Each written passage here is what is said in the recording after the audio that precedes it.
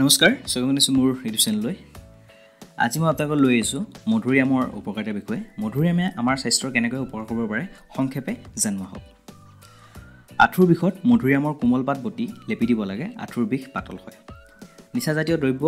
ভাং আৰু ধতুৰাৰ নিচা গুচাবলৈ ইয়াৰ পাতৰ ৰস বেছি খাব লাগে অথবা ফল খালেও নিচা গুছে শুকান কাহ হলে পুৱা মধুৰি এটা চিঙি নকটাকৈ চুবাই খাব লাগে কাহৰ পৰা পৰিত্ৰাণ নিশ্চয় পাব তেজৰ দুখত গাত ফুহা ওলালে বা খজুতি হলে সদায় এপোৱা মধুৰি খালে ভাল হয় হুপিং কাহত মধুৰি জুইত পুৰি পুৱা আবেলি খালে ভাল হয়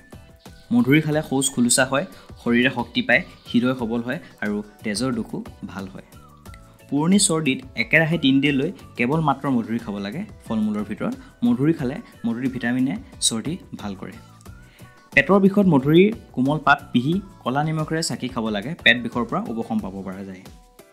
পেটৰ অসুখত কোমল পাতৰ ৰস উলিয়াই মধুৰি কোমল পাতৰ ৰস উলিয়াই 3 বাৰকৈ খাব লাগে নিশ্চয় পেটৰ অসুখ ভাল পাব দাঁতৰ বিষত আহাৰৰ পিছত মধুৰি কোমল পাত চুবাব লাগে তেতিয়া দাঁতৰ বিষ